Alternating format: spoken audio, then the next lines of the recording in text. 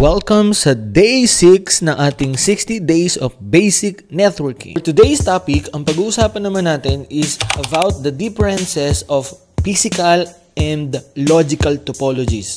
So kung ready ka na, I'm ready. Let's dive in. So again, this might be a refresh for you if you're into networking na already, and it's a good review or refresh pa rin kasi it's still part of the basics and fundamentals. Okay, so as you can see here, before we move on doon sa talagang topics natin with common networks topologies, let's see the difference first. Kung ano yung pinagkaiba ng physical topology as well as the logical topology. Kasi baka mamaya tanungin ka sa interview or probably itanong sa exam or para lang additional information, para lang alam mo. Okay, so look at this diagram. Okay, if I told you or if I tell you, paano pupunta yung packet ko or yung traffic ko to facebook.com. Let's say for example, this is me.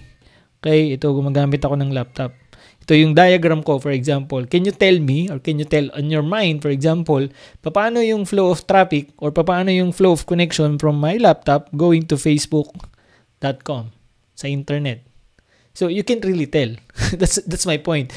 Ang goal kasi is, ang point ko kasi is looking at the diagram itself, pwede mong makita kung may mga label dyan or legend na for example, if for internet, ito yung daan, and then so on and so forth. Kaya lang, as you can see here, we have two internet provider, diba? So, hindi natin alam dyan, hindi natin nakikita by looking at it kung ano yung dinadaanan talaga ng traffic. So, we need to verify. Right? So, for example, if I'm going to the internet, kung ang main ISP ko is PLDT, my connection would be something like this. Papunta kay Facebook. Right? Now, kung ang primary, for example, may maintenance si PLDT, ang primary pala namin ay Globe. So, dito yung daan sa Globe Internet. Papunta kay Facebook. So, something like that. Ang goal ko here is, you can't really tell until you verify. And that's what we called logical topology. Okay? So, ang logical topology is basically the flow of traffic or the operations of our networking devices. Okay? So, ito yung pinagkaiba nila. Pag sinabi naman natin physical topology, it's basically the arrangement of our devices in our data center, in our MDF, in our IDF. So, kung ano yung pagkakasalansan ng mga devices natin dun sa rack natin, for example, that's what we called physical topology. Does that make sense? Right? So, ibig sabihin, what we really see when we look at our MDF or IDF or our data center. Diba? So, for example, nandito yung rack nyo. Yan yung rack. Tapos, ito yung sabihin na natin, this is your access 01, access 02, access 03. And then, since malaki yung, sabihin natin malaki yung router nyo, nandito yung router nyo sa gitna. Tapos, meron ulit kayong access dito, access switch. Tapos, yung firewall nyo nasa kabilang cabinet.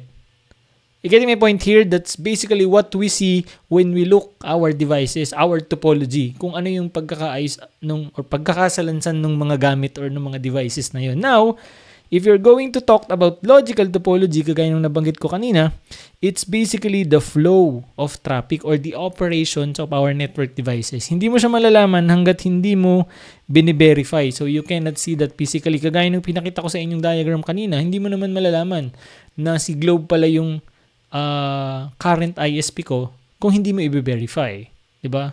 Kasi for example, nag-maintenance nga yung PLDT, 'di ba? So, you get my point here, 'di ba? So, kapag sinabi nating physical topology, that's basically the physical arrangement of devices. And then kapag sinabi nating logical topology, it's the operations or the flow of traffic or our devices. So, kasi for example, ito yung rack natin when we talked about yung mga switches natin, 'di ba?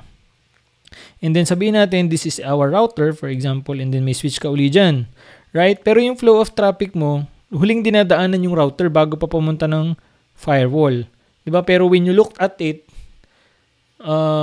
iba-iba yung pagkakasalansan niya. Pero pag binerify mo, let's say for example, nag-trace route ka or trace route, nakikita mo, ito pala yung dinaanan, and so on and so forth. So that's basically what we called logical topology. Kapag yung flow or yung operations ng devices or yung flow ng traffic ang pinag-uusapan natin. Malino ba yun? Going back dun sa diagram natin, so basically yung diagram natin is most likely when we looked at it on the flow perspective, for example, diba nakalagay dyan, primary ISP ISP is PLDT. Naka-detailed doon sa diagram natin. And then secondary ISP is Globe. Now, looking at that, for example, tapos ang destination ko ay Facebook, alam ko na doon yung daan ko. For example, PLDT yung primary. Diba? Kasi naka-label siya. Now, of course, ang point naman nitong last segment na ito is naranasan ko na nagto-troubleshoot kami sa live outage or may SEB1 or P1, kumbaga dun sa operations, hindi updated yung diagram. So that's why kailangan lagi nyong ina-update yan. Lalo na pagka yung mga high critical na area or devices. Like for example, may nangyari sa amin, nagto-troubleshoot kami na nagka-loop. Okay, nagka-loop. Yung pala, pilit namin ipinapatanggal doon sa site IT or pinapa-disconnect yung isang port, yung isang device which is connected sa port. Pag tinignan mo yung diagram, nasa for example, A01 siya. This is just imaginary na lang ha, for the sake of example. Ibig sabihin, hindi talagang ganito yung nangyari, sinasummarize ko na lang or kumbaga pinagdudugtong-dugtong ka na lang. So for example, dun sa diagram nakalagay, nakakonect siya sa Fast Ethernet 01. Pero pag tinignan mo yung show CDP neighbor, nakalagay na siya sa FA0, sabihin na natin 2. So yung diagram mo, nakalagay sa FA01, pero pag tinignan mo yung logical diagram or yung flow ng traffic, nasa FA02 na. So yun yung sinasabi ko na one of the lessons na natutunan ko is not to really 100% trust the diagram itself or the physical topology itself and then verify first, lalong-lalo na kung you are making a changes or sabihin na natin you are doing something important. Okay? So consider this as a bonus tip. Anyway, so right now you understand the difference between physical and logical topology. In the next video, we're gonna talk about the common topologies na makikita natin in the networks before as well as the networks today.